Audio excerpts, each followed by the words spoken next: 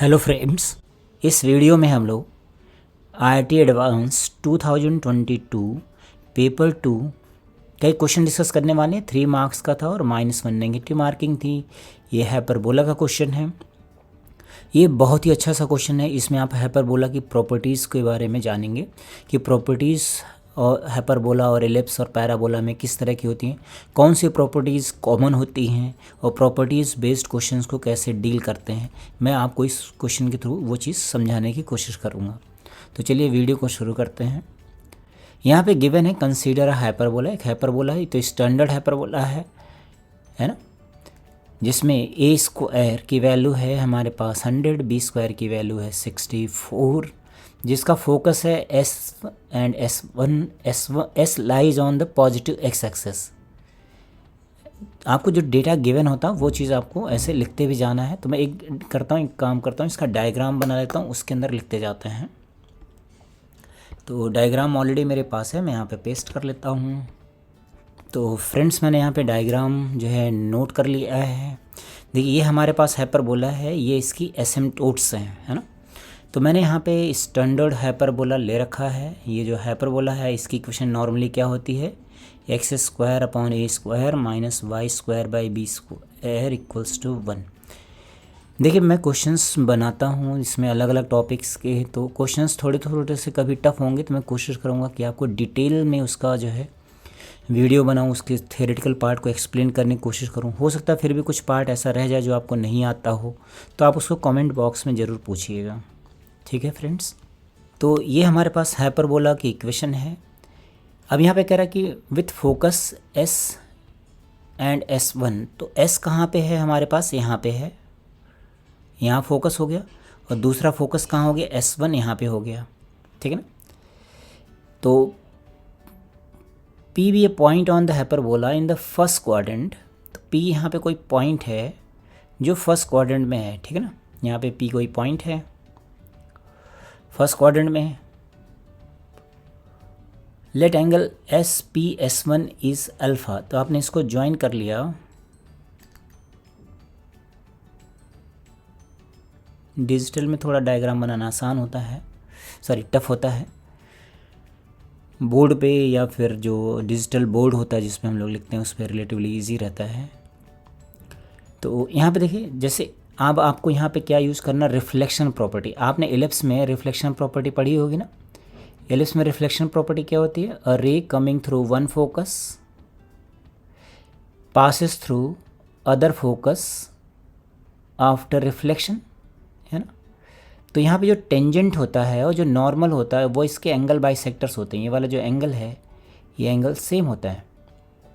तो ये एलिप्स में प्रॉपर्टी होती है। यही सेम प्रॉपर्टी इसमें हाइपरबोला में होती है, यही सेम प्रॉपर्टी पैराबोला में होती है। पैराबोला में क्या होता है, कोई रे है, अगर वो फोकस से एमिट करती है तो after reflection it passes it becomes parallel to the axis of the parabola. तो रिफ्लेक्शन प्रॉपर्टी यहाँ पे भी होती है। तो यहाँ वाली जो रिफ्लेक्शन प्रॉपर्टी होती है, इसका तो ज्योमेट्रिकल मतलब इसका डेली यूज़ तो बहुत ज़्यादा है। जो व्हीकल्स हैं, जो उसकी हेडलाइट होती है, उसको आपने देखा होगा, उसमें हाई बीम लो बीम करते हैं, तो वो बेसिकली ऐसे रेज होती हैं, है ना, जो यहाँ से रिफ्लेक्ट होकर के इसके पैरेलल हो जाते हैं। तो ये पैराबोलिक वहाँ पे रिफ्लेक्टर होता है। ऐसे एलिप्स में एलिप्स एक बहुत बड़ा लाइट सोर्स बन जाता है। अगर हम यहाँ पे कोई पॉइंट रख दें जो इल्यूमिनेटेड है, तो बार बार रेज इसके अंदर रिफ्लेक्ट होती रहेंगी। ठीक है। सेम टू सेम हाइपरबोला में कोई रे है, वो अगर फोकस से ओरिजिनेट होती है, देन आफ्टर रिफ्लेक्शन, तो रिफ्लेक्ट होने के बाद वो ऐसे डायरेक्टली तो नहीं दिखेगी, वो इधर की तरफ रिफ्लेक्ट होगी, पीछे की तरफ एक्सटेंड करेंगे तो दूसरे फोकस से पास हो रही होगी, है ना, जा रही होगी ऐसे, बट आप पीछे की तरफ एक्सटेंड करेंगे ना, दूसरे फोकस से पास हो रही होगी। तो यहाँ पे जो टेंजेंट होगा वो क्या होगा, एंगल बाइसेक्टर होगा फ्रेंड्स, है ना। तो पॉइंट P पे जो टेंजेंट है वो क्या है, इसका एंगल बाइसेक्टर है। मतलब ये वाला जो एंगल है ये α/2 हो गया है। थोड़ा डायग्राम मैं बड़ा कर देता हूँ सो दैट आपको दिखाई दे। ये वाला जो एंगल है, ये एंगल को मैं कलर चेंज कर देता हूँ, α/2 लिख दिया। ठीक है। इसी तरह से ये वाला भी एंगल α/2 होगा। आई होप इतना ठीक है। देन क्वेश्चन को आगे रीड करते हैं। The straight line passing through S and having same slope as that of the tangent, जो टेंजेंट है इसी के पैरेलल हमें एक लाइन ड्रॉ करनी है थ्रू द फोकस। ये लाइन ड्रॉ कर ली, इसी के पैरेलल हमने लाइन एक ड्रॉ कर लिया, ठीक। The straight line passing through the focus S having same slope as that of the tangent at P to the hyperbola intersects the line S1P। तो S1P को आगे आपने एक्सटेंड किया था, इसको ये कट करता है किसी पॉइंट पे, उस पॉइंट का नाम क्या है फ्रेंड्स, P1 है ना, इसका नाम P1 है। अब कह रहा है let delta be the distance of P from the straight line S1P। Let delta is the distance, तो SP1 है, तो SP1 लाइन से इसकी जो डिस्टेंस है ये कितने दे रखी है, डेल्टा दे रखी है, ये डिस्टेंस डेल्टा है। तो मान लेते हैं वाला पॉइंट हमारे पास होता M, ठीक ना, एंड बीटा इज S1P। तो S1P की जो वैल्यू है ये बीटा है। देन आपको वैल्यूज़ निकालनी, तो यहाँ पे फ्रेंड्स प्रॉपर्टीज़ का यूज होगा। तो प्रॉपर्टीज़ कौन कौन सी लगेंगी, देखिए मैं आपको बताता हूँ। पहले ये तो α/2 है। एक प्रॉपर्टी आपने एलिप्स में और पढ़ रखी होगी, जैसे मान लीजिए एलिप्स में आपने कोई टेंजेंट ड्रॉ कर रखा है, ठीक ना, और इसके फोकस इस पर परपेंडिकुलर्स ड्रॉप करते हैं। तो मैं ज़रा ऑक्सिलरी सर्कल भी बना लेता हूँ। एक सर्कल बना लिया, इसके अंदर एक एलिप्स बना लिया, ठीक है। देन यहाँ पे एक टेंजेंट ड्रॉ कर लिया, ये हमारे पास एक्सिस हो गई। अब अगर फोकस से हम लोग परपेंडिकुलर डालते हैं, ये फोकस हमारे पास S', यहाँ से परपेंडिकुलर डालेंगे टेंजेंट, किसी भी टेंजेंट पे, तो ऑक्सिलरी सर्कल पे जा करके मिलता है। ये प्रॉपर्टी होती है। वैसे आप यहाँ परपेंडिकुलर ड्रॉप करेंगे तो ये यहाँ पे जा करके मिलेगा, ये ऑक्सिलरी सर्कल पे लाई करता है। और ये जो परपेंडिकुलर डिस्टेंस होती है, इसकी जो वैल्यू होती है, इसका जो प्रोडक्ट होता है, that is equals to B²। अब B² कौन सा होता है, semi minor axis in case of ellipse, और in case of hyperbola it is semi conjugate axis, है ना। तो ये हमेशा इसके इक्वल होता है। तो ये प्रॉपर्टी एक तो आपको यूज़ करनी है, दूसरी रिफ्लेक्शन प्रॉपर्टी यूज़ करनी है, तीसरा एंगल बाइसेक्टर की प्रॉपर्टी यूज़ करनी है। तो देखिए ये जो डिस्टेंस है, ये तो टेंजेंट पे परपेंडिकुलर, फोकस से आपने परपेंडिकुलर डिस्टेंस डाल रखा है। तो मैं एक काम कर देता हूँ, मैं थोड़ा डायग्राम बड़ा करके दिखाता हूँ आपको। देखिए ये जो है परपेंडिकुलर डिस्टेंस हमने यहाँ से यहाँ पे डाल दिया है, कलर थोड़ा सा चेंज कर लेते हैं, ये परपेंडिकुलर लिखा है, ठीक है। फोकस से मैंने इस वाली टेंजेंट पे परपेंडिकुलर लिखा है। मान लेते हैं ये वाला पॉइंट है हमारे पास N, ठीक है ना। तो क्या आप बता सकते हैं जो SN होगा वो PM के इक्वल होगा ना, दोनों पैरेलल लाइंस और ये डिस्टेंस सेम है, मतलब ये डेल्टा के इक्वल है। आई होप इतना ठीक है। देन अब इस फोकस से इस टेंजेंट पे परपेंडिकुलर डाल दिया। मान लीजिए ये वाला पॉइंट हमारे पास कुछ है D, तो S1D